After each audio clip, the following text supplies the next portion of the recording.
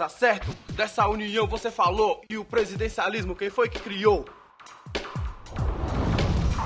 O sistema presidencialista foi inventado pelos norte-americanos. Eles criaram o presidencialismo na época da independência dos Estados Unidos, no final do século XVIII. Eles adaptaram o antigo sistema inglês.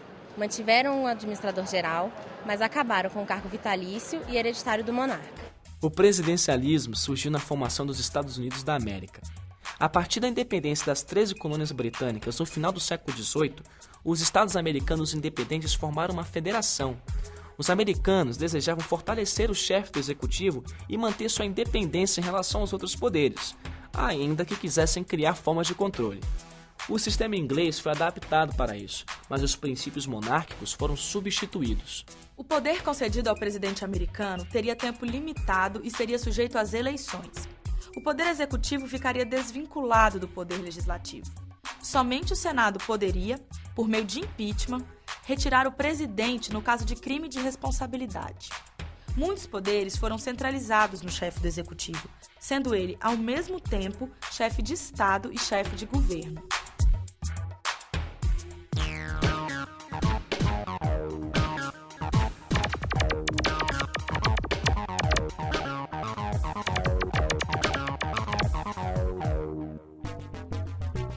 Em 1929, a Aliança Liberal lança as candidaturas de Getúlio Vargas e João Pessoa à presidência e vice-presidência da República.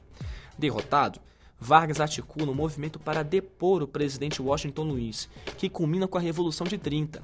Getúlio toma posse como chefe do governo provisório. Nesse período, ele dá início à modernização do Estado. Em 1932, a Revolução Constitucionalista marca o começo de um processo de democratização. Em 1934, o Congresso elege Vargas presidente da República. Em 1937, o governo denuncia um plano comunista para tomar o poder, é o chamado Plano Cohen. Em novembro, ocorre o golpe e é instaurado o Estado Novo. Getúlio determina o fechamento do Congresso e outorga uma nova Constituição que lhe dá plenos poderes. Em 1943, edita a CLT, Consolidação das Leis do Trabalho. Governa o país até ser deposto em outubro de 1945. Depois de ter sido senador, Vargas candidata-se mais uma vez à presidência da República e vence, com quase 50% dos votos. Toma posse em janeiro de 1951. Após o atentado da Rua dos Toneleiros, em 1954, o governo entra em crise. Getúlio suicida-se. Conhecido como pai dos pobres, fica marcado como um ícone do populismo brasileiro.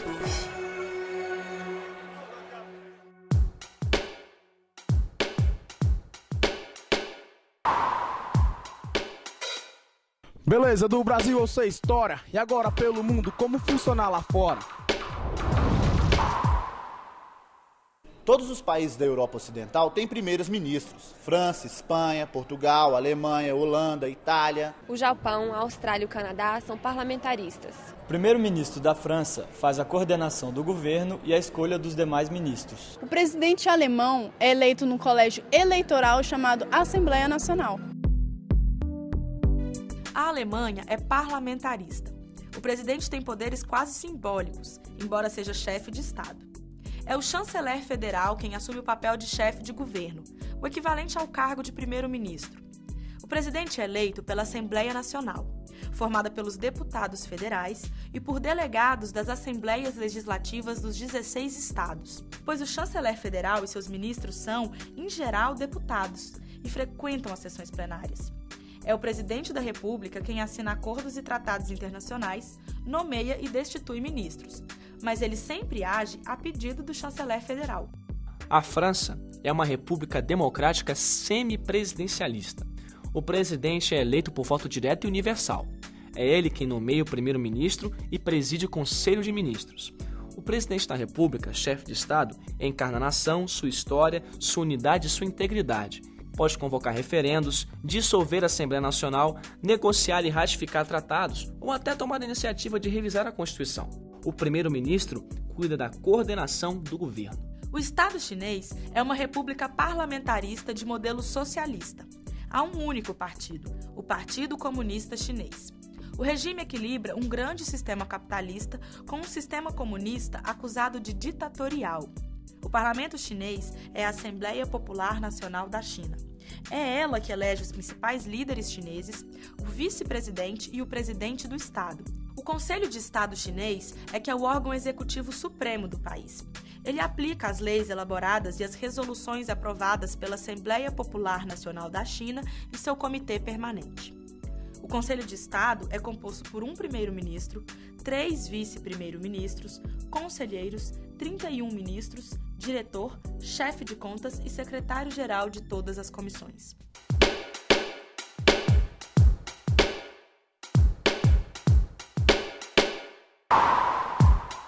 Me responde uma pergunta pra adiantar meu lado. Quem é o executivo e o que faz no meu estado? Os representantes do poder executivo dos estados são os governadores. Eles administram com a ajuda dos secretários estaduais. O governador e seus secretários são responsáveis para decidir as prioridades do Estado, para saber onde vão aplicar o dinheiro dos impostos. Eles apresentam projetos, sancionam ou vetam leis e estabelecem programas para desenvolver o seu Estado. O sistema federativo brasileiro é baseado na participação dos Estados-membros nas decisões do governo federal.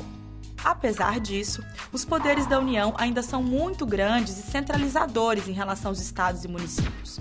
Disputas entre os 3 níveis de governo, por exemplo, por mais dinheiro do orçamento ou pelo poder de criar impostos, atrapalha a formação de um pacto federativo forte pelo bem de todos. Eu queria saber como é que funciona o poder executivo, só que dentro dos estados. O Poder Executivo Estadual é chefiado pelo governador de estado, auxiliado pelo vice-governador e pelos secretários estaduais. Os estados contam com uma estrutura administrativa semelhante à da União. Eles têm servidores próprios, professores, policiais, que cumprem as funções de estado de acordo com a legislação aprovada pelas assembleias e com as leis do país. O governador é o porta-voz de seu estado. É ele quem nomeia os secretários que vão ajudá-lo a administrar. Apresenta o plano plurianual para a votação dos deputados estaduais, sanciona ou não as leis aprovadas pela Assembleia Legislativa do Estado, entre outras coisas. Na relação com os deputados estaduais, ele forma alianças para garantir sua agenda de governo. O governador também articula com deputados federais e senadores, para que as políticas nacionais resolvam problemas de interesse do Estado.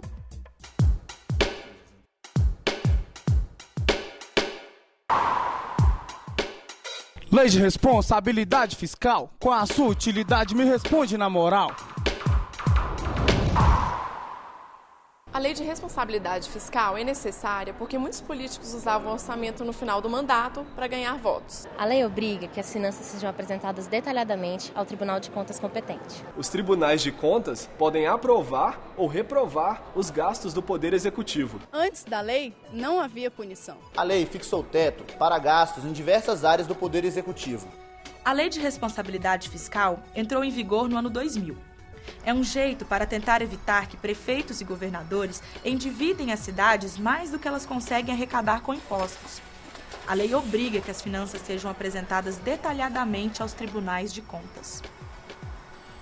Então, para que existir a Lei de Responsabilidade Fiscal? O gasto do governo ele se assemelha ao de uma família em alguns aspectos, em outros não. Um pai de família, quando assume um gasto, ele é responsável para sempre por esse gasto, por essa dívida. O governante não, a cada 4 ou 8 anos ele passa adiante para um sucessor. Ele pode ser tentado então a fazer grandes obras e deixar grandes dívidas para o sucessor. A lei proíbe, a lei bota um limite no endividamento. Ele pode ser tentado a contratar amigos, parentes de amigos, amigos de amigos para ficar bem politicamente. A lei proíbe. A lei diz que você tem um limite no gasto com um funcionário do setor público. E tudo isso com punição, ou seja, se ele desrespeitar a lei, ele pode ser punido. Então a lei acaba dando uma boa forma de administrar o gasto público, que é muito importante. Tá na hora de escolher certo, cara. Dá pra mudar tudo de errado que a gente vê por aí. Isso mesmo, e nós que somos os eleitores é que vamos resolver essa parada. E você? Pense bem, pesquise, não vai dar o seu voto pra quem não merece, cara. A gente se vê nas urnas.